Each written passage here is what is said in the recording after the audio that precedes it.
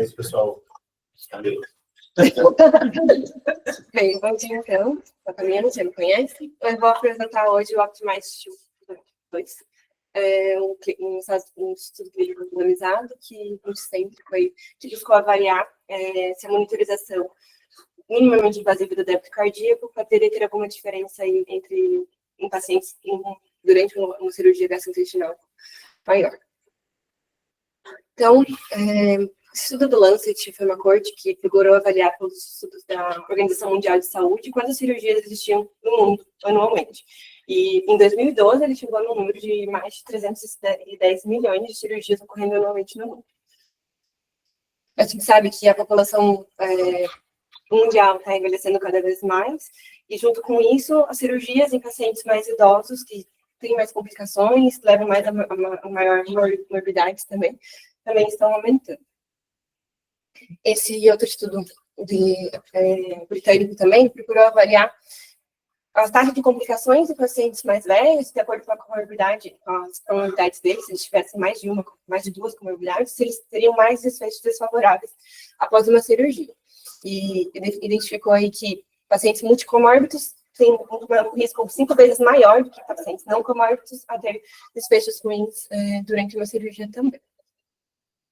Tendo isso em vista, sabendo que a gente tem, então, um grande número de pacientes que têm riscos cirúrgicos e grande parte deles acaba indo para a UTI, que a gente recebe todos os dias, pós-operatórios, tem sempre estudos que buscam avaliar o que a gente pode melhorar nos desfechos dos nossos pacientes.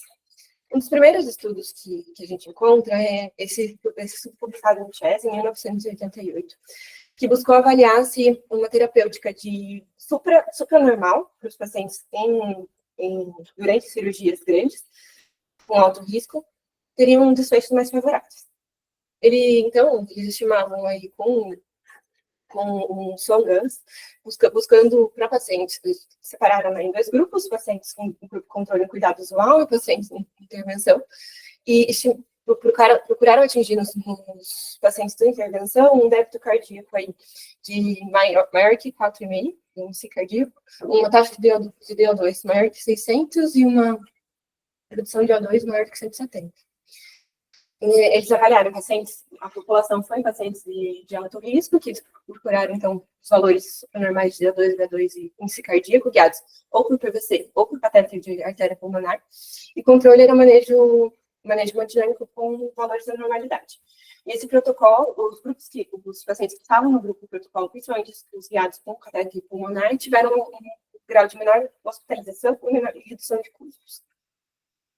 Aqui só comparando, então, eles compararam o protocolo do catéter de artéria pulmonar com os controles, e teve uma menor taxa de dias de ventilação mecânica, menor tempo de UTI e menor número de mortes comparado com os operatórios.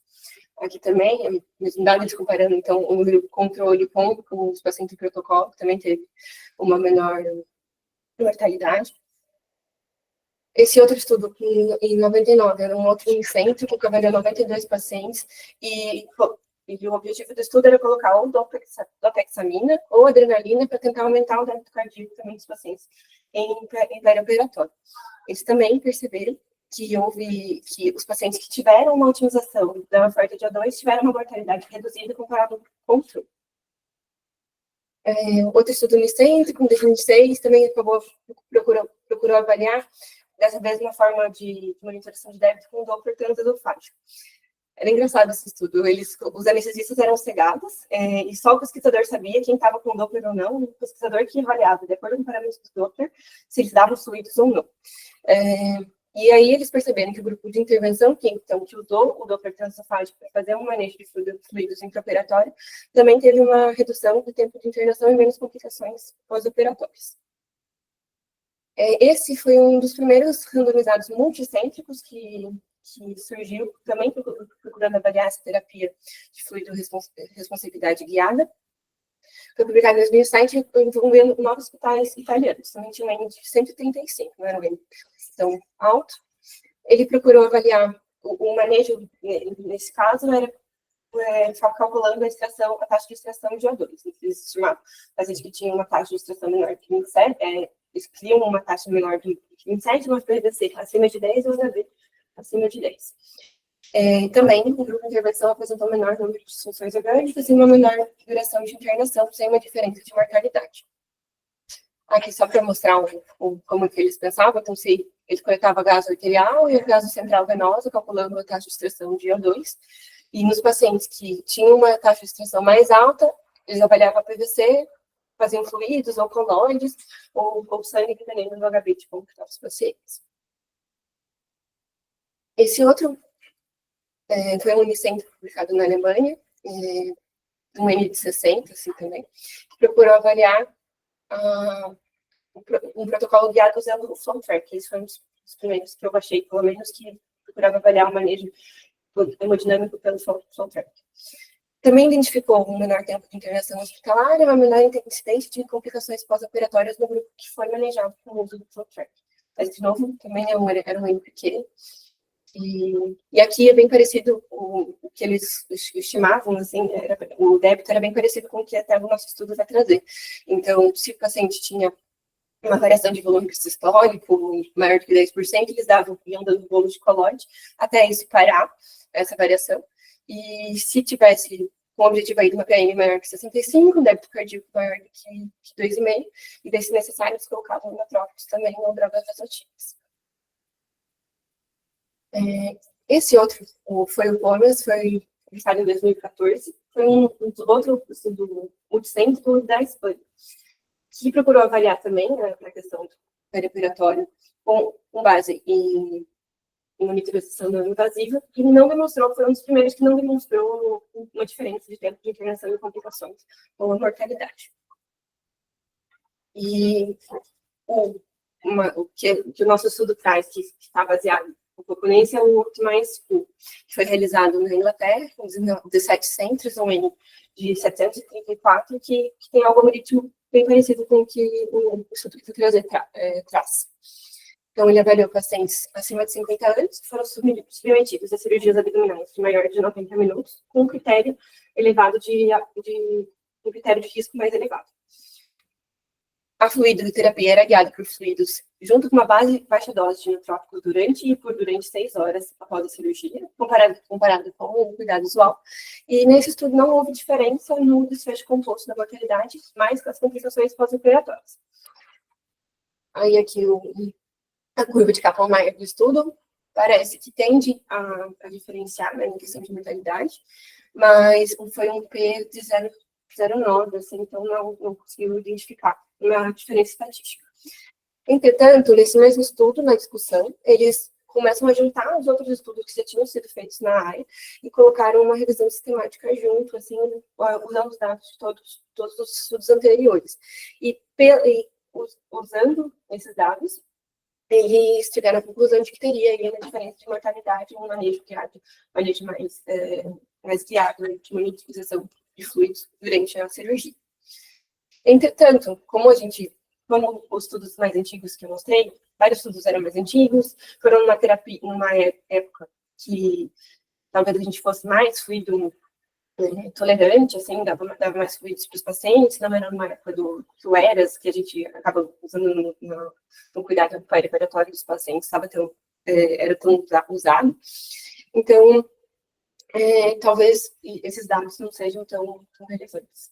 Essa aqui é uma última meta-análise que foi publicada em 2016, que avaliou 23 estudos, também muitos eram similares aí à meta-análise, a revisão anterior que tinha sido publicada no JAMA. Eles perceberam que o protocolo de fluidos direcionado pela monitorização invasiva diminuiu a mortalidade e tempo de internação hospitalar, morbidade e internação hospitalar, mas sem diferença em mortalidade. E quando eles comparavam esses estudos, apenas entre os estudos que tinham os cuidados estabelecidos do ERAS, essa diferença não ocorreu. Então, aqui, quando a gente olha todos os estudos, né, favorece a terapia guiada de fluidos, mas quando a gente vê só a parte de baixo dos estudos do ERAS, que tinham os cuidados do ERAS, isso não acontece. Aqui a mesma coisa, ali era de mortalidade e esse era de questão de internação hospitalar. Então, esse Optimize 2, ele objetivou avaliar a eficácia e segurança do manejo hemodinâmico perioperatório guiado por um débito cardíaco minimamente invasivo em grandes cirurgias gastrointestinais, visto que esse era um tema que talvez faltasse um estudo mais, um maior número de pacientes, multicêntrico, para nos dar essa resposta. Então, dos métodos. Tem uma RCT, envolveu 55 hospitais, 10 países. A captação de pacientes foi entre janeiro de 2017 e setembro de 2022. Teve um protocolo publicado em 2020, de acordo com o Comitê de Ética, e era financiado pela Edwards, junto com o Instituto Nacional de Pesquisa Inglês. Como desfechos primários, eles procuraram avaliar a incidência de infecção pós-operatória após 30 dias da randomização.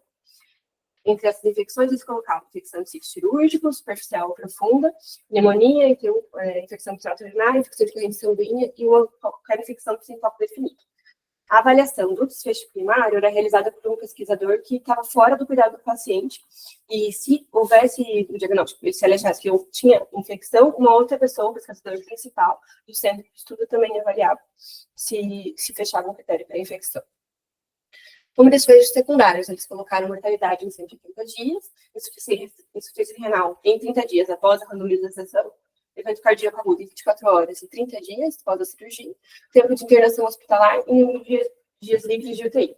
Só isso a partir do momento da randomização também. Se o paciente tivesse internado antes e depois foi para a cirurgia, ele randomizou, contava a partir do tempo da cirurgia. Então, eles compararam dois grupos, um grupo de cuidado usual com um grupo uma fluidoterapia guiada por monitorização minimamente invasiva do débito, junto com uma dose baixa de nootrópicos, que era dopamina ou dopexamina, mas essa linha acabou nem usando durante a cirurgia, durante e após 4 horas da cirurgia. Como critérios de inclusão, então, eles colocaram pacientes acima de 65 anos, com ASA 2 ou maior, que eram submetidos a grandes cirurgias eletivas do trato gastrointestinal, com uma expectativa de duração acima de 90 minutos. Eles dividiram as cirurgias com várias categorias, então dissecção de colo, reto e delgado, ressecção de estômago, não bariátrica, ressecção de esôfago, pâncreas e intestino, uma cirurgia de obesidade ou outra cirurgia de ressecção intestinal. Como critérios de exclusão, foram a recusa do paciente ao médico, mortalidade esperada menor do que 30 dias, infarto ou edema agudo de pulmão nos últimos 30 dias, uma contraindicação ao uso dos nootrópicos, gravidez ou uma participação em outro prazo. A randomização foi feita por um sistema de web, 1:1, e eles utilizaram, pelo software deles, variáveis para minimizar, para homogeneizar a distribuição dos grupos, o país, a categoria dos procedimentos, aquelas que comentei, e a classificação ASA. A intervenção, então, começava a partir do início da anestesia, até 4 horas após a finalização da cirurgia, sendo no máximo 24 horas. De intervenção. Todos os pacientes tinham algumas metas padronizadas, então visava-se atingir uma saturação maior do que 94, um HB acima de 8, temperatura de 37, frequência cardíaca abaixo de 100, ou PAM de 60 e 100. Recebiam fluidos de manutenção, com glicose 5% durante a cirurgia, 1 ml por quilo-hora, e antibiótico profilaxia eles deixaram a depender do padrão que era realizado localmente, em cada país. A monitorização era realizada com o FlowTrack ou o Hemisphere e pelo ClearSight da oximetria ou com o FlowTrack, né, da PA invasiva. É o FMI, o Hemisphere e daí o monitor desse. Então, como que era o protocolo dos pacientes que eram no grupo de intervenção? Todo mundo recebia o soro glicosado de manutenção e assim que começava a anestesia, eles já recebiam um fluido de 250 ml em 5 minutos. Aí, na monitorização, era avaliado se havia variação do volume sistólico, ou seja, eles eram fluidos responsivos ou não. Se havia variação do débito do volume sistólico, considerava-se eles fluidos responsivos e fazia mais fluido. E isso ia fazendo até você ver que o paciente tinha um débito, uma variação menor do que 5% de volume sistólico sustentado por 20 minutos. Ao mesmo tempo, os pacientes do grupo de intervenção recebiam um inotrópico inicialmente, uma dobutamina 2,5 micrograma quilo minuto ou dapexamina. Mas, na verdade, no estudo todos acabaram sendo dobutamina. E isso só era tirado se o paciente tivesse uma frequência cardíaca acima de 100, mesmo com a anestesia adequada. A dose depois disso, se acontecesse isso, era reduzida e, posteriormente, era suspensa se mantivesse uma frequência mais elevada. Aqui é como eles colocaram, mas é o que eu falei, assim. Então, se continuasse tendo uma variação de volume sistólico, eles continuavam fazendo volume até isso parar. Depois, no grupo controle, não havia uma monitorização do débito cardíaco inicialmente. Eles iam recebendo os fluidos conforme a decisão do médico, guiada por frequência cardíaca, PM, débito urinário, enfim. Mas se o anestesista quisesse colocar um monitor de débito posteriormente, isso podia colocar. Então, ideia era considerado um desvio do protocolo. Mas a orientação era que se ele ficasse crítico, né? Mas podia colocar. Havia os desvios de protocolo pré-definidos, então se houve falha na monitorização cardíaca, falha na administração dos inotrópicos, uma dose incorreta de inotrópicos administrados e o uso da monitorização no grupo controle, isso se o anestesista já quisesse colocar inicialmente. Assim.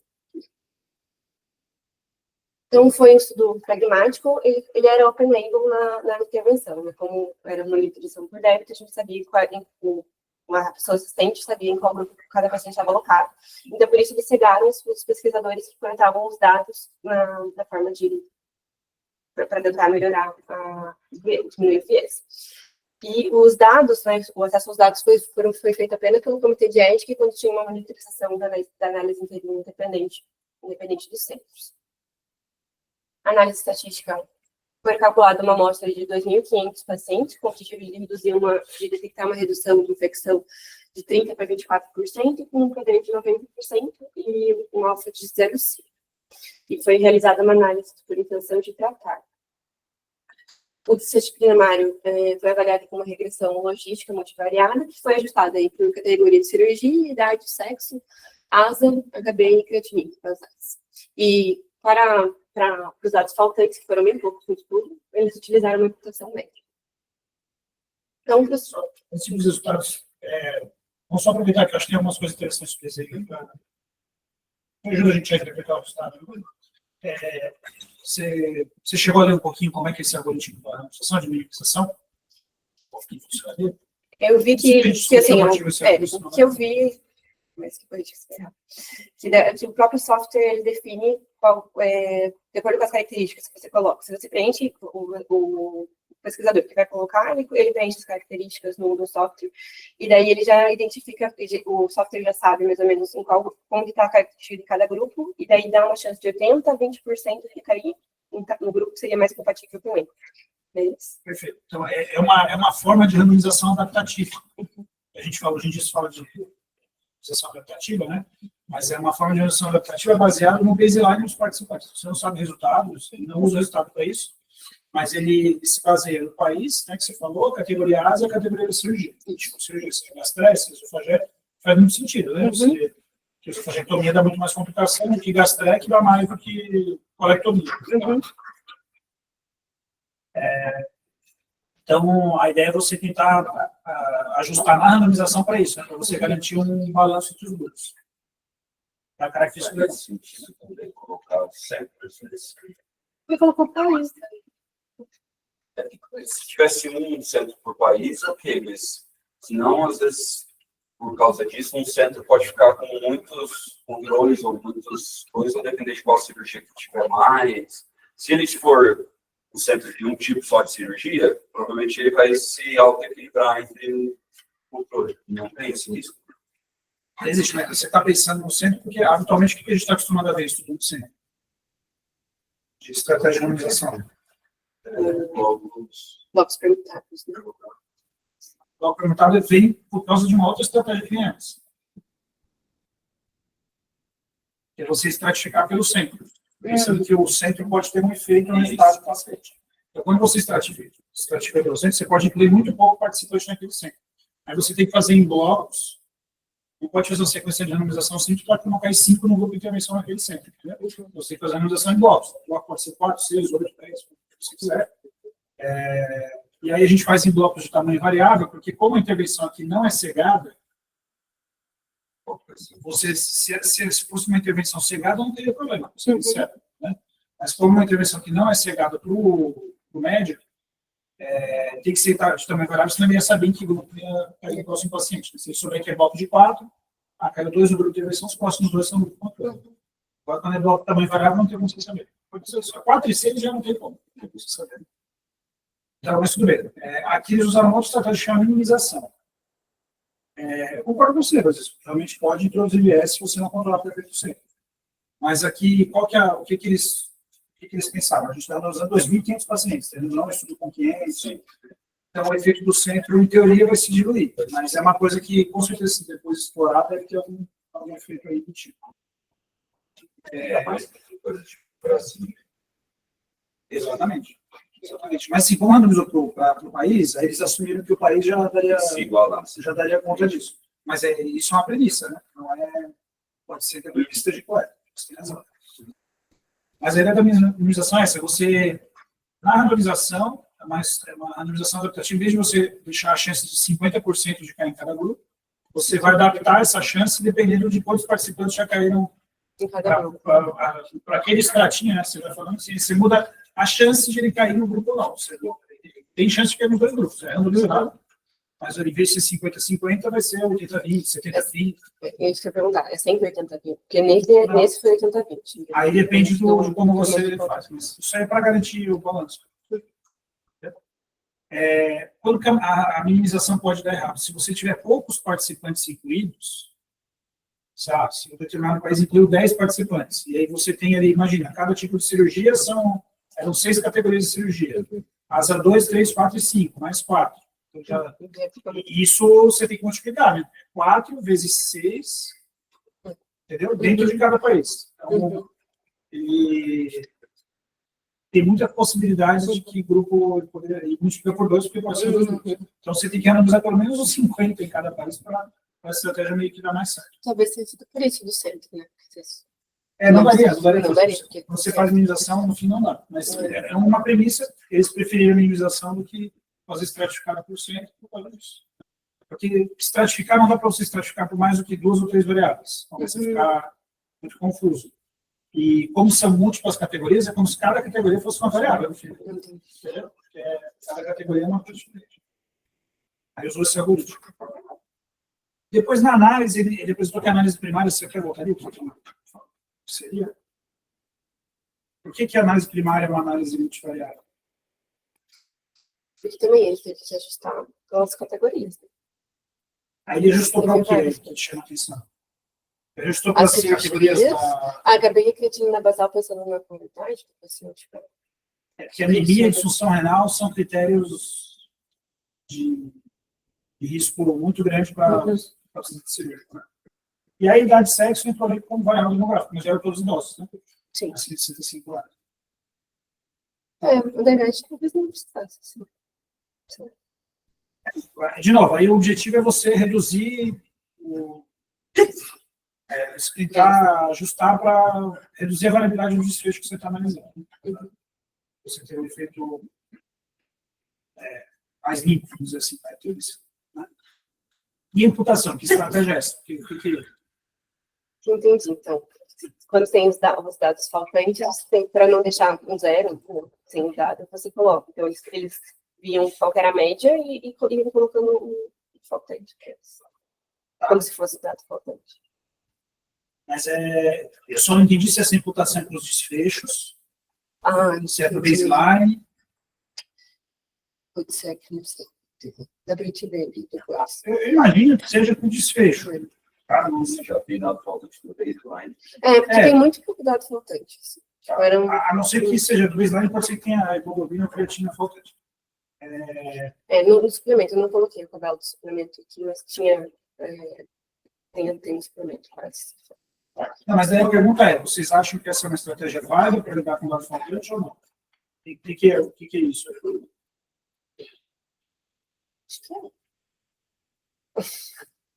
Vocês acham?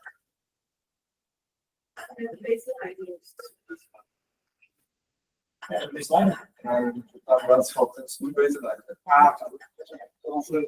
Porque qual que é o problema? Se fosse do desfecho, qual que é o problema de ter um desfecho faltante? Você pode alterar Mas o que acontece para o paciente ter faltar o desfecho? um bem morte. Pode ter acontecido alguma coisa com ele relacionada à intervenção que faz ele perder o desfecho. Entendeu? E aí não é bom você imputar dessa forma, entendeu? Fala dado do baseline, olha lá, tudo bem. Se for pouco dado faltante, sim, a gente considera menos que 5% pouco, mas essa é uma estratégia que não é considerada muito adequada para imputar, porque isso aqui realmente é inventar o dado. Você pega a média de todo mundo e se esse paciente aqui não tem hemoglobina, você vai botar a hemoglobina na média de todo mundo. Mas vamos dizer que esse paciente ele tem uma creatina de 5, tem 80 anos, ele é asa 4, era melhor você imputar esse dado baseando-se em participantes que têm essas características semelhantes, e não na média de toda a amostra. Entendeu? Então, essa é uma estratégia de imputação que não é boa. Tudo bem, como era pouco, aí a gente releva e fica por isso. Entendeu? Mas não é uma boa estratégia. Essa estratégia que eu falei para vocês, se você pegar participantes parecidos, essa imputação múltipla. Você pega a sua base, você faz 10 cópias. Essas 10 cópias você vai fazendo várias imputações, tentando pegar emprestado de outros participantes parecidos, seria mais ou menos esse raciocínio. Aí depois você roda análise em cada uma dessas imputações e depois você junta o resultado final. Quando você faz esse tipo de análise. Entendeu? Não, o computador faz tudo isso aí sozinho. Não dá trabalho. Dá trabalho de programar, mas não... mas pelo menos aí leve em conta essa variabilidade que tem entre cada vez que você imputou, ele vai ajustar melhor o resultado final. Vai levar em conta a variabilidade das imputações.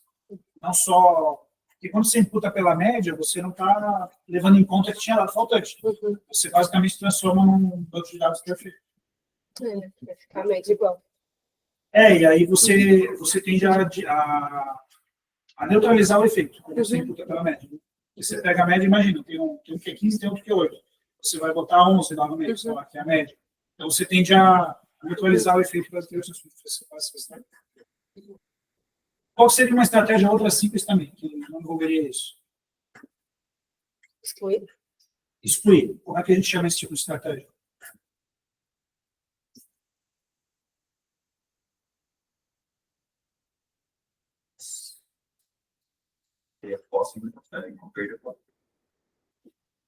Análise por protocolo? Tá? Análise por protocolo? Por protocolo é quando o paciente não seguir o protocolo. Mas tem algumas formas de fazer isso. Mas aí, nesse caso, a gente chama... que são estratégias de lidar com dados solteiros. A estratégia, vamos dizer assim, a melhor, não é a única melhor. Tem outras estratégias que fazem diferentes. É a imputação múltipla. Vocês já viram alguns trabalhos esse ano que fizeram isso. Tá? Imputar pela média foi muito bom. Tem uma estratégia, que é você analisar só os casos completos, que a gente chama de análise de casos completos. Aí você exclui os participantes que não tinham algum dado. Ela é ruim porque também introduz viés, porque por algum motivo ele não tem um dado faltante. Ele tem um dado faltante. E aí isso pode produzir viés no resultado. Mas daí a análise de caso completo, vamos dizer assim, ela é tão ruim quanto imputar pela média. Né? E as duas são consideradas, não é que elas são válidas, mas elas são consideradas ok, aceitáveis, vamos dizer assim, quando a proporção de dados faltantes é pequena. Como aqui você falou que é pequeno, deve ser 2, 3, 4%. Eles seguiram essa estratégia, poderia ser uma análise de caso completo, só que a análise de caso completo ia reduzir o erro. Né? Mas, enfim, reduzir pouca coisa, mas reduzir. Eles preferiram manter, imputar pela média, as duas são ruins igual. Enfim, foi como eles optaram por trabalhar isso. Daqui mais alguma coisa aí do trabalho? Da intervenção, todo mundo entendeu o que faziam? Vamos falar só para a gente ver qual que é a associação disso.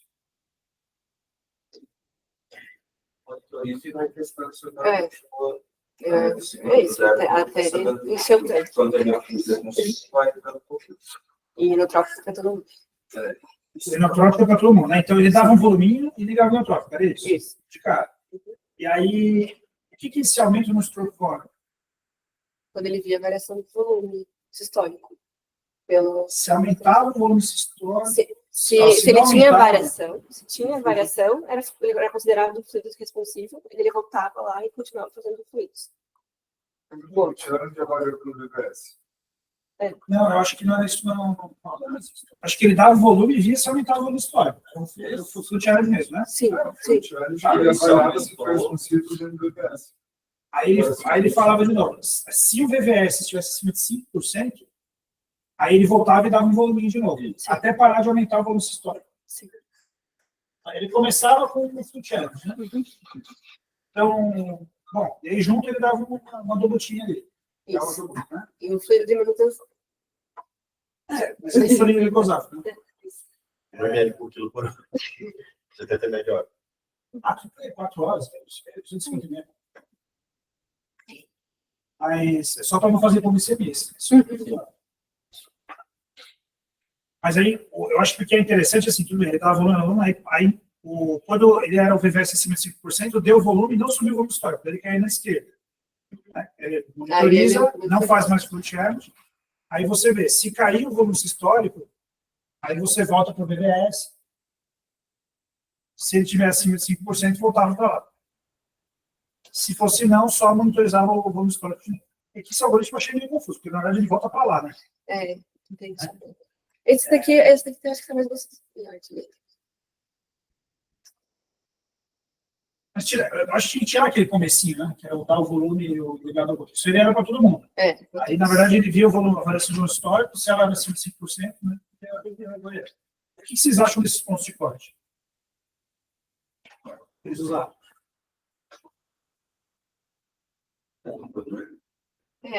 Que é pouco. Grande de 3. A gente considera o processo público consigo. A gente não está acostumado a fazer isso, né? O VVS varia, tem na literatura. Aquela sistemática do JAMA, no tempo atrás, eu vou para isso. Eu não lembro agora o ponto de corte dado. Mas 5% eles pegaram o limite inferior. Então, assim, eles pesaram pela sensibilidade e não pela especificidade. Então, para ser bem sensível, para ver se o paciente é potencialmente responsivo, mas faz sentido, porque qual que era a estratégia deles?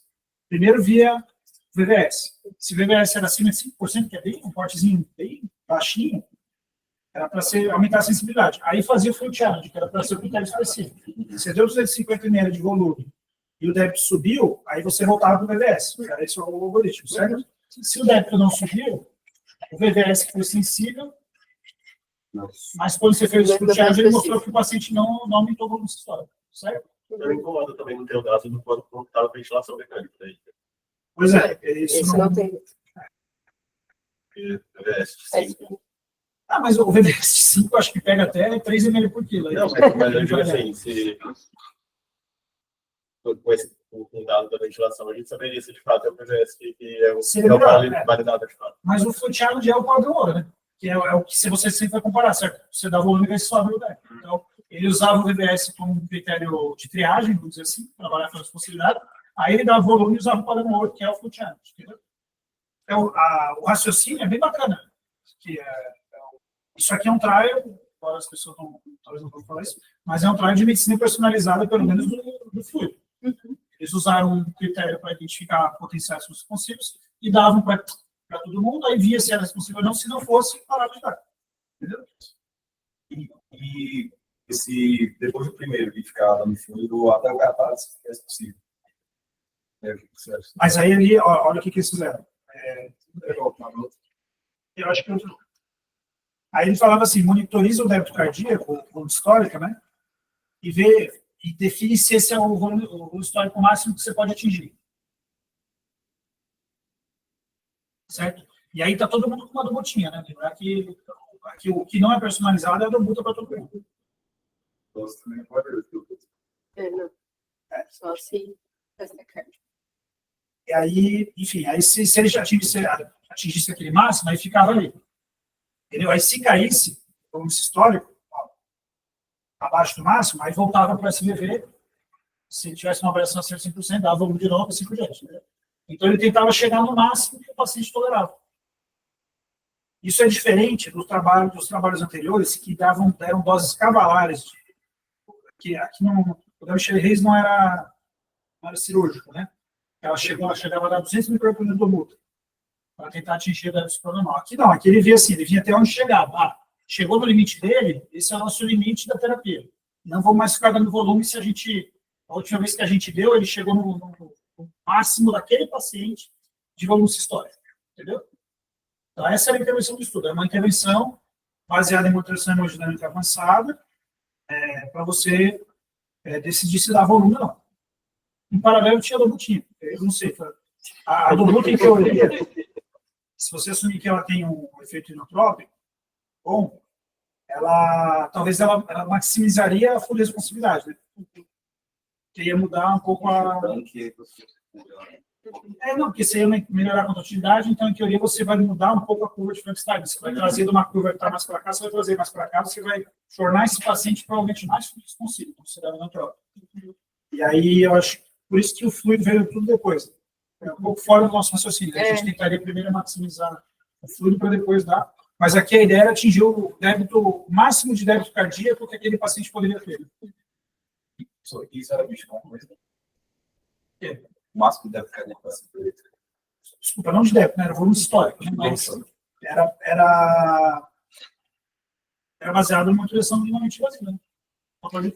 Tinha o Hemisphere, o Evemino, aquele site que é só da oximetria, ou mas era controle de pulso. Basicamente. Então, assim, a dúvida é como é que eles definem o máximo, o valor máximo. quando não variava mais. Ó, deu volume. O SVD deu acima de 5%. Aí você tem que dar volume. Você deu volume e não aumentou o volume sistólico. Você foi para a esquerda ali, ó. Monitoriza o volume sistólico, não dá mais desafio hídrico. Aí você vê, diminuiu o volume sistólico em 20 minutos? Não diminuiu. Então, esse é o volume sistólico máximo desse paciente. Entendeu? Deixa ele com o tanque cheio, faz uma dose embaixo do outro e garante que sempre vai ficar uma emergência baixa.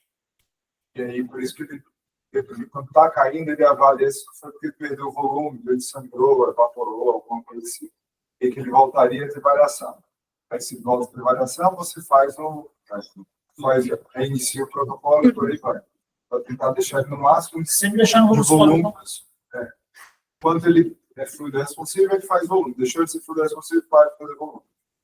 Aí mantém a dose do buto, isso é fixo. Não, isso eu entendi. A minha dúvida é se esse volume máximo ele quimicamente significa alguma coisa. Essa pergunta. Na verdade, se a prova já pretende explicar alguma coisa. Tem meta-análise mostrando ali que não tinha resultado. Eles vinham pensando antes é que fazer uma otimização disso. E aí eles guiavam pelo descardíaco e tudo mais, é que teria desfecho. Apesar de depois que depois desse do Eras, isso não ficou tão. Mas eu acho que você não tem nada a ver, mas depois a gente discute aí. O Eras, a evidência para o Eras, gente, é baixíssima, tá? É um projeto de melhoria de qualidade, assim, né? Isso a gente pode discutir, mas tem coisas lá que fazem sentido, mas tem outras que não. A evidência de nutrição precoce, por exemplo, é super baixa. É forçação de barra total. Mas vamos lá, vamos adiante. Se realmente tem variação de valor de código de extrato sem cirúrgico lá, é muito baixo. Mas assim, para mim isso aqui é extremamente racional, protocolo, porque eles pensaram assim, eu vou usar um critério bastante sensível para não deixar ninguém de fora. Talvez pensando em probabilidade de teste mais alto desse. E aí eu dou volume 250 ml junto, pelo amor de Deus. Se ele não responder, daí eu checo. Não. O SVV foi um falso positivo. Né? Mas com o Fluid Challenge eu vi que ele não respondeu. Para mim faz bastante sentido. Assim, acho que é um protocolo bem interessante. É melhor do que, vamos tentar atingir acima de 600 de DO2. Pô, é confuso calcular isso aí. Né? Segundo, que você pode não conseguir atingir. Aí você tentava atingir a qualquer custo, isso poderia ser. Mas nesses outros, nos anteriores, os pacientes do grupo vai receber muito menos fluido do que o protocolo, né? E aqui, tipo, é bem igual, assim. Eles recebem muito igual. Então vamos ver o que aconteceu. Bem, então foram selecionados em 6.600 pacientes, dos quais 4.000 acabaram sendo excluídos por não incluir os critérios de inclusão, recursos dos pacientes, rotações, e foram randomizados exatamente 2.500 pacientes, sendo que ficaram aí 1.251 no grupo de intervenção e 1.247 no grupo do controle. Aí eles perderam só quatro pacientes do grupo de intervenção, nenhum do grupo de controle. Alguns daí acabaram não recebendo a intervenção de acordo com o protocolo ou do grupo de intervenção. E do grupo de controle, alguns acabaram tendo uma depressão do débito cardíaco, né? Então, daí, incluídos na intenção de tratar na análise primária, foram 1.247, só considerando os dados faltantes, do grupo de intervenção, e 1.247 do grupo de controle. E eles fizeram análise do protocolo? Não fizeram, Não, está descrito. Aí, eles acabaram, aí teve mais dados faltantes da mortalidade, então 10 do grupo de intervenção e 8 do grupo de controle. E da análise da mortalidade, foi 1.241 e 1.239 do grupo de controle. Ou seja, desfecho eles não imputaram, né? Certo? Aí isso também. Oi?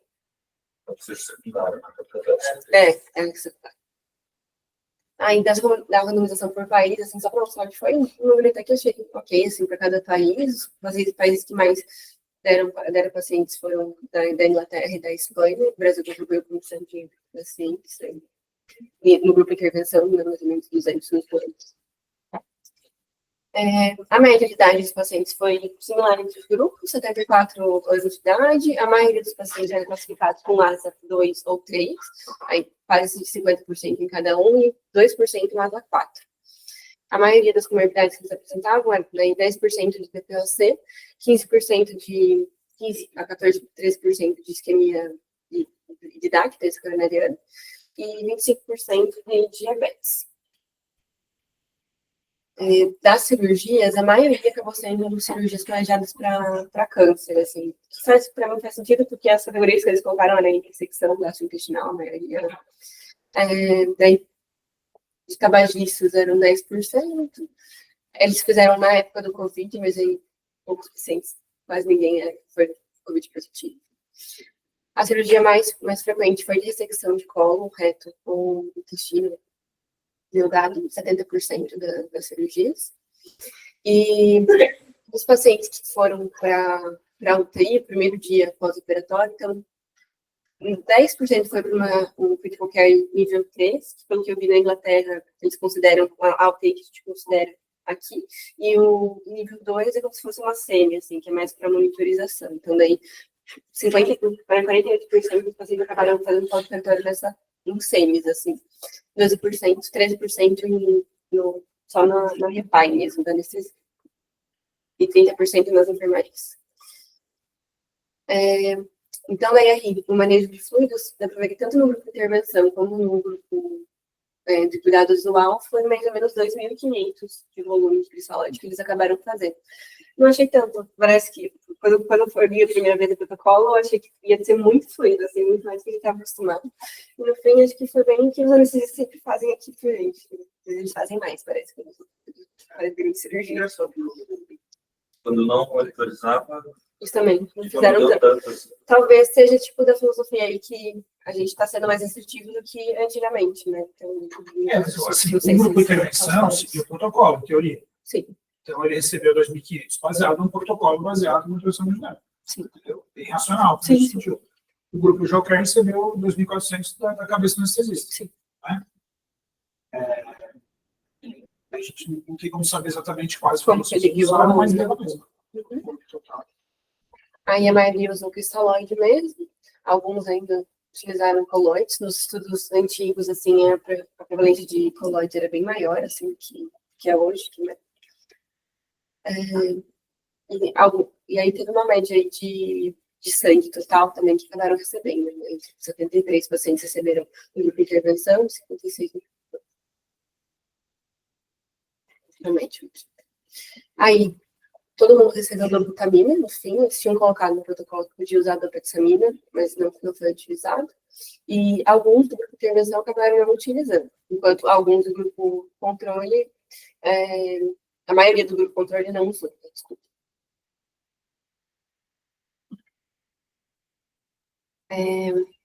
Aí, a suspensão da dobutamina ocorreu aí em 6% dos pacientes do grupo com intervenção por conta de taquicardia.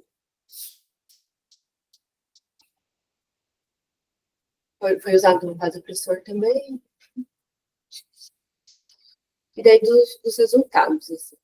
Então, o desfecho primário foi a avaliação de infecção pós-operatória, enxergada, mas não houve diferença, assim, entre os grupos de intervenção e controle.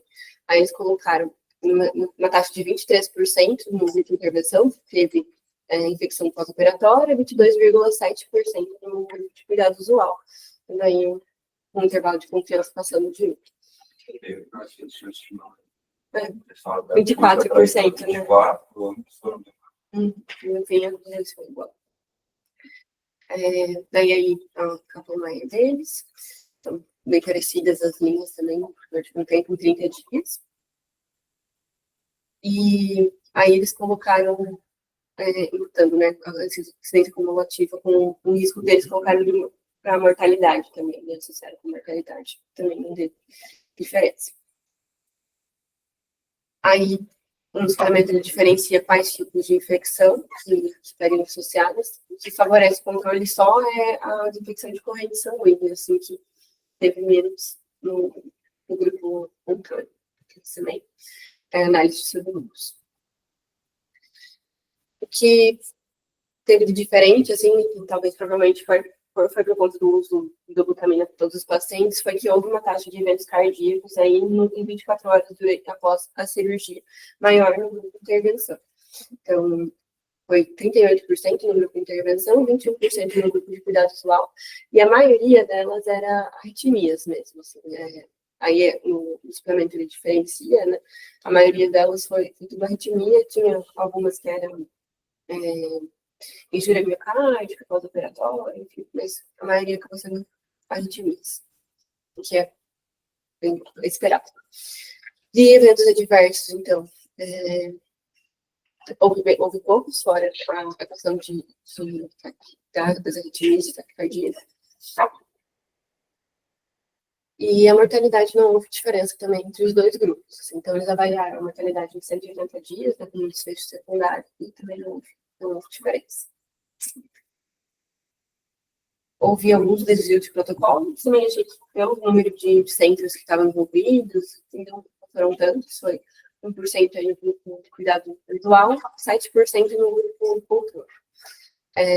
Alguns aí, então 4% não receberam a dobutamina, inotrópico, na momento da intervenção, 6%, ou alguns não receberam ou receberam uma dose menor, e alguns não tiveram monitorização. Vamos para uma discussão? Pode continuar. Pode. Eu achei um estudo muito bem feito, assim, é uma amostra numerosa que acho que trouxe uma pergunta válida para a gente manejar melhor os pacientes cirúrgicos. Um centro internacional que dá bastante validade externa para ele. Tinha um protocolo clínico rigoroso, que a princípio foi seguir. Os grupos eram similares, a análise de randomização foi adequada, assim. Tinham critérios abrangentes, então que a gente podia expandir para pacientes, outros pacientes cirúrgicos, mas apesar da maioria dos resultados ter sido de cirurgias de ressecção de colo, né? Teve poucos dados faltantes, pouco desvio de protocolo, e eles colocaram nesses desfechos de segurança de eventos cardiovasculares, porque viram que isso poderia estar associado com uma intervenção que estavam fazendo. O que eu achei estranho foi esse desfecho primário de infecção. O que eu vi nos outros estudos, assim, o 2014, que foi o Optimize 1, eles viram que podia ter uma tendência nessa questão de complicação, e acho que eles colocaram como para tentar ter um desfecho positivo, assim, foi a minha impressão. Mas isso é eu acho que é meio estranho a gente avaliar isso com o protocolo de fluidos, assim, não diferenciar qual tipo de infecção que se é alguma coisa cirúrgica, deiscência, pneumonia, bitumor, enfim. E também não foi avaliado, não tinha um suplemento nem nada, cai nos protocolos de profilaxia que cada centro utilizava. Não foi cego no cuidado, mas eles tinham essas alternativas aí de cegamento na coleta e na análise dos dados. Também, assim, foi usado sinotrópicos para todos os pacientes, independente se eles tinham alguma coisa cardíaca ou não, assim, não houve uma individualização, se tinha um débito baixo, mesmo com os leitos para a gente colocar, que acho que normalmente é o que a gente acabaria fazendo, assim, tanto é que no cuidado visual, a maioria dos pacientes não utilizou o inotrópico. Talvez, por conta dos estudos, pode ter acontecido o efeito Hawthorne, não sei se fala assim, mas que quando você tem um protocolo, talvez isso tenha os pacientes que estavam no cuidado visual tenham sido meio contaminados pela assistência. E provavelmente os pacientes que não estavam no cuidado visual, os anestesistas acabavam utilizando outras maneiras de estimar o débito cardíaco e isso da responsabilidade. Assim. Então, não tem como te avaliar se eles não utilizaram. A gente só não sabe o que eles utilizaram. A maioria dos pacientes eram ASA 2, então talvez pacientes com maior risco, ASA 3, ASA 4, que tenham uma disfunção cardíaca, enfim, talvez tenham um maior benefício dessa monitorização. E o segmento foi isso, assim, se eles utilizaram o débito ou se colocaram no trópico. Mas eles não viram tipo, quanto que foi isso, se eles realmente avaliavam o fluido de responsabilidade em todos os momentos. Assim. Então, acho que talvez a gente não sabe como que ela sempre avaliou.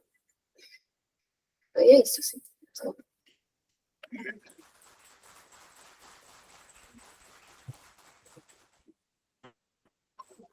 Você classificaria esse estudo como um estudo de eficácia ou de efetividade?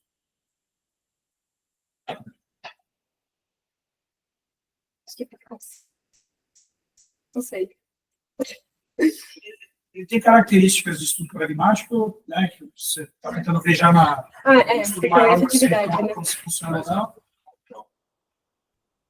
Mas enfim, acho que ele não tem uma classificação clara, mas o fato de eles não avaliarem a fidelidade da intervenção, como você falou, né, se eles seguiram realmente o protocolo, a parte de dentro ali, o miolo, né, isso é uma característica que fala assim, a gente deu o protocolo para o centro e isso dava certo. Não separou o volume, isso é meio estranho, né? Não separou nada. E pode ter acontecido isso que você falou, o controle, e pode ter usado alguma outra forma de avaliar a sua responsabilidade. Você deu a mesma quantidade de volume e mostrou que se vai dar a mesma quantidade de volume mesmo. Mas é aquela coisa de monitorização, né? Todas as monitorizações que tem é sempre isso. Depende do que a gente faz. Tem o banco do protocolo, mas ele estava querendo usar a monitorização para conseguir achar alguma diferença que fosse no cuidado, que isso se transmitisse no desfecho. Mas nem no cuidado ele achou diferença, porque o resultado de volume foi igual. Então, não perfeito para quê? Eu fiquei curioso para poder ver também quanto que o débito mudou. Quanto que era antes e quanto que foi depois. Das intervenções, do luta e tudo mais. Deixa eu ver. Dá para ver se tem no... Eu não lembro de ter visto Eu isso, né? procurei nos suplementos e não achei também. Não achou? Pode ficar assim, a questão dos métodos, o próprio protocolo é muito elegante. Estudo com 2.500 pacientes, demorou para ser feito 5 anos. Porque às vezes se fala de foi até dado mesmo, né? Nas regiões. Não, mas isso é uma decisão que eles tomaram, porque o estudo é muito grande. A falta de baseline de hemoglobina, sei lá, imagina você pegar ali tudo que foi feito exatamente. Você poderia ter uma fichinha, né? Você pode. Não, colocou o monitor, aí faz as intervenções, tal, Ver quanto que 5%, e aí dava de fazer volume, coitado. Isso deve ter monitor deve gravar isso e pegar esse dado. Só tem que marcar. Porque uma das autoras de estudo aí, Pois é. saber como foi. Mas, assim, eu acho que aqui a pergunta é o seguinte, ó, tudo bem, o estudo foi neutro, né? Concordo com a sua crítica do desfecho primário, né? A intervenção reduzir pneumonia, desinfecção de catéter, viram um desfecho composto com coisas meio diferentes, né? Faria talvez mais sentido de infecções. Se fosse só sítio cirúrgico, licença e tudo mais, talvez no N de desfecho fosse muito pequeno.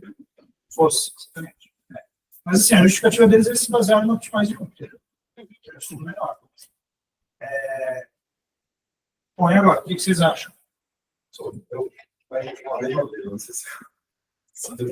Porque, assim, ele, sabendo em relação ao volume histórico máximo que coloca lá, o débito cardíaco máximo, Antes, uma vez eu já me fez interesse. Se deve ficar de boa, até bom negócio, assim, porque a gente taca todo mundo e toma o aço aí. Eu já tentaram prevenção aumentar a débito cardíaco para poder ver se melhorar o teste. E foi pior. Exato. A minha dúvida é justamente essa, se o débito, porque eu penso, beleza, tá tudo no débito cardíaco máximo. Só que o cara que estava no cuidado dos órgãos, eu estava no débito cardíaco, eu estava vendo todo o resto. Na minha cabeça já era mais importante, sabe? Pelo menos eu não sei no cenário pós-operatório, porque pelo menos específico, eu faço que eu não li muito sobre isso. Mas nas séries, por exemplo, a gente eu acho que assim, muito no débito bom. não dá para comparar isso aqui com o G7. Acho que isso não dá. São bem diferentes. Aqui mesmo, acho que é todo uma linha de pesquisa que vem desde lá do Shoemaker, que lançou a ideia, em 1938. Ele lançou a ideia baseada no retrospectivo que ele viu o débito cardíaco dos sobreviventes e viu que eles faziam débito supranormal. Aí, por causa disso, o pessoal começou a tentar aumentar o débito, com volume e inotrópico. Mas a maioria dos trabalhos era dando inotrópico. Você tentar atingir um débito cardíaco mais alto, dando doses de inotrópico, no caso, a própria dopexamina, que usava muito que a gente não colocou aqui no Brasil. Né? E aí eles vieram só para tentar dar uma resposta definitiva para essa pergunta. O problema aqui é que misturou duas coisas. Misturou dar inotrópico com a estratégia do volume também. Né? E Eu acho que faz sentido. O objetivo final era atingir um débito cardíaco mais alto nesse grupo, que é a versão do grupo controle. Por que não dá para mostrar aqui o débito cardíaco? Porque o grupo controle não tinha, em teoria. Sim. Só no grupo de prevenção. Acho que faz sentido, tipo, que cirurgia cardíaca no gastrointestinal, o paciente vai ficar lá com a barriga aberta, perde muito tempo de respiração, então faz sentido você ter uma monitorização para ver quanto que você vai lidar no seu mundo. Não faz sentido. É uma população que você quer dar mais volume, né? Você já pensa em deixar um balanço mais positivo. A gente não sabe bem como foi guiado o grupo controle, porque isso é diferente em cada centro. Né? Uma coisa assim, quando a gente fala assim, na média foi igual, mas pode ser que tenha tido paciente do grupo de intervenção que recebeu 5 litros e que o paciente recebeu 500. E no grupo controle pode ser que a variabilidade tenha sido menor, que a média foi igual, mas todo mundo foi mais parecido. Aí não sei, são coisas, enfim, são cenários, etc., mas... Quer tentar ver? Não, mas acho que assim, o que vocês acham que aconteceu? Por que os trabalhos, todos os outros, foram positivos, ou neutros ou positivos, né? Quando a gente vê lá na meta-análise do GEMA, tinha mais um. E aí agora chegou um trial maior que todos os outros juntos, e ele foi neutro. O que vocês acham que pode ter acontecido? O que justifica um resultado tão discrepante? tem instituição. Primeiro que é 2012. Sim. 20 anos de melhor cuidado. São importantes. Então, você acha que um dos motivos é melhorar o cuidado do controle? É isso? Vai ser tamanho da amostra. Tem que melhorar a habilidade muito grande. ele muda de E o tanto de evento, né? Então, assim, ali tem 0 evento. Aí, esses aí devem ser tudo mortalidade. Isso aí. E, gente, mortalidade em paciente cirúrgico é um desfecho muito ruim, né? Porque você não espera que alguém vai fazer uma cirurgia eletiva morra, habitualmente, né? Vai ter 1, 2, 5%, aí depende da população, né? E a maioria é asa 2 também. Então, se os 3 quadrinhos fazem 2. É que eu acho que o idoso, uma criança que é asa 4, eles optaram por não operar, não. Mas o meu parente era oncológico, eu acho. A maioria não coloca. Não, só tô falando que o asa 4, o cara com muita comorbidade, talvez não operou, porque enfim, não acharam que ele não ia operar. Só que eles têm análise desse curso que usava deles. Acho que tem pessoa análise do grupo por asa. É porque a estratégia, na verdade, não é só uma Acho que você fazer uma estratégia de aumentar o débito cardíaco de forma acompanhada, isso deve ser nível.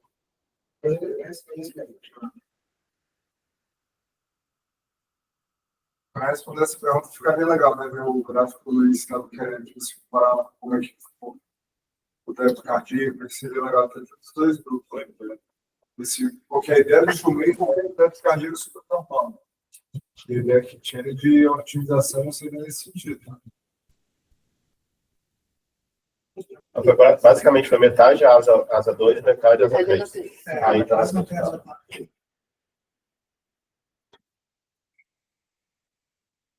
Eu acho que, assim, o desfecho primário foi neutro, entendeu, Luiz? Se no subgrupo víssemos, pô, primeiro que asa é péssimo, assim, porque é subjetivo, é uma classificação subjetiva, né? Mas se usa muito, mas no fim acaba sendo uma classificação subjetiva. Mas eles já tentaram fazer um certo enriquecimento prognóstico tirando o asa 1.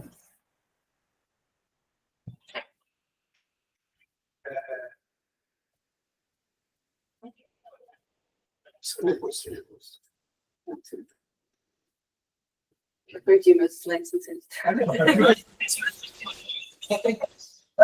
Não, eu tô- O PowerPoint.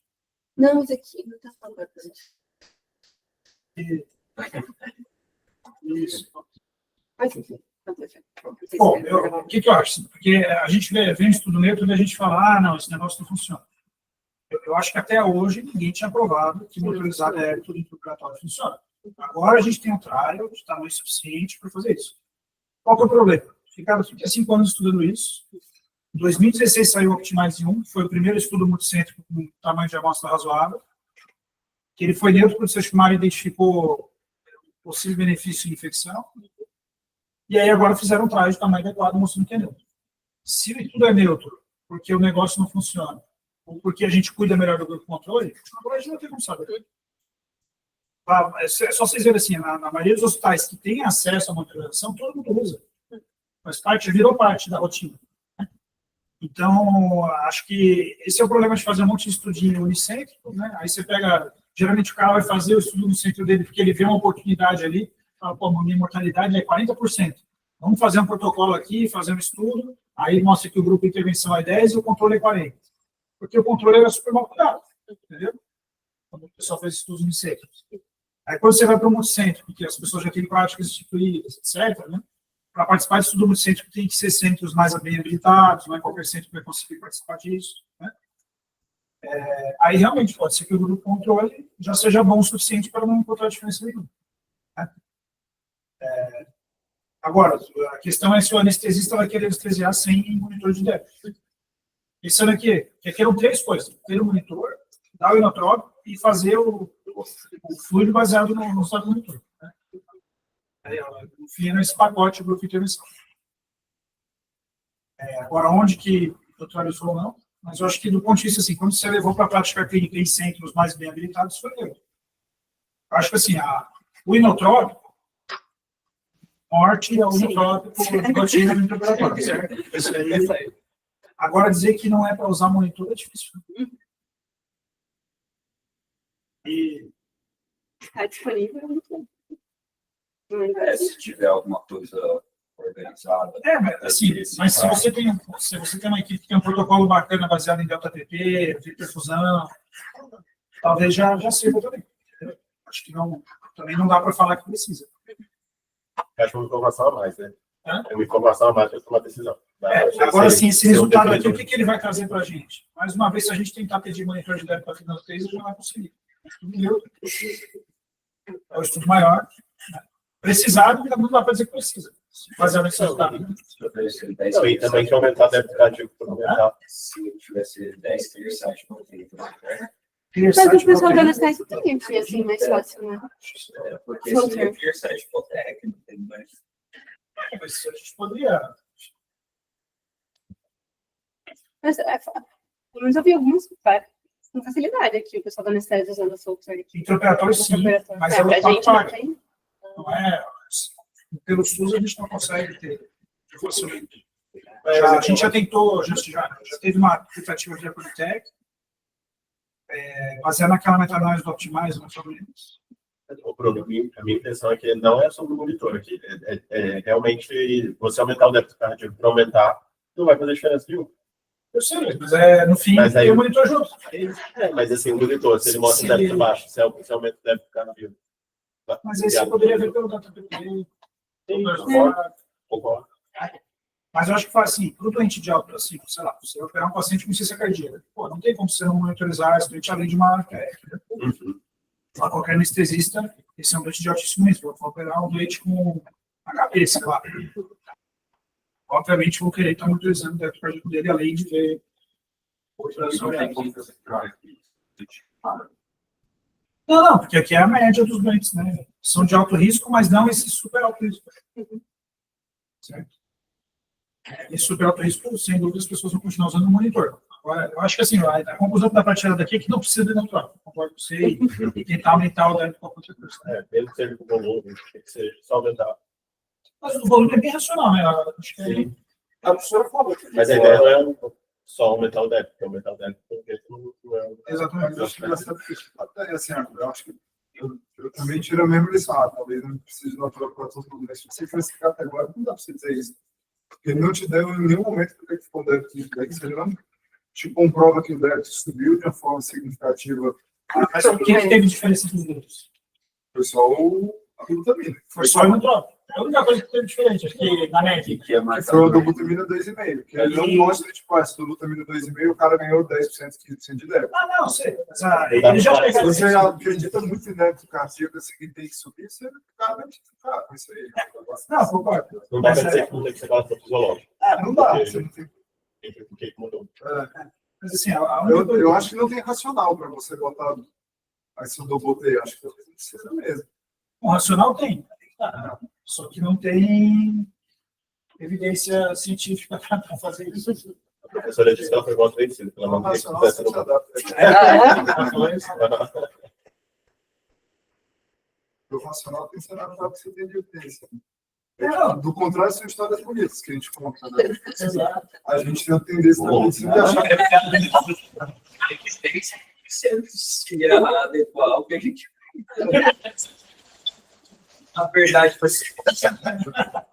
Você vai editar. Não, mas acho que o racional, só que quando foi testado, não há forma como testar aqui. Aí eu pensei, eu fiz com ele. Mas é curioso que a busca pela evidência. Não, mas eu acho que o mérito aqui é ter feito o cara. Sim, foi Para trazer mais foi bem feito. positivo. Agora, eu acho que tem que buscar, se quiserem ir atrás, tem que atrás de outra coisa. Mas eu realmente acho que melhorou muito o cuidado do grupo controle, ao longo do tempo, entendeu? Porque aqueles trabalhos pequenos licêntricos mostraram assim, se você não cuidar bem, você vai matar o doente. Aí depois já não morria mais. Aí foi a complicação, os trabalhos que deram depois. Tá? Aí agora nem complicação infecciosa, aqui no caso, mas nem complicação foi diferente. Agora, o que aconteceu de exato fica difícil a gente determinar com os dados que eles trouxeram. Bem nas outras aqui, por exemplo. Eles falam dos diferentes centros, né? O UTI 2, UTI 3. E lá, no hospital OK, eles tinham, quando o paciente dava uma endinheirada, saía da 2 e ia para 3, que a 2 é meio um semi para ser um pós-operatório rápido e rodar. Se teve pacientes que fizeram isso teve um marcador de. Isso é muito É difícil. E varia que faz tratamento. Tem lugar que nem tem. 30% foi da enfermaria. E era 4 horas a observação também. 30% foi da enfermaria e 15% para arrepiado. É muito lá de gestão pessoal. Muito bem.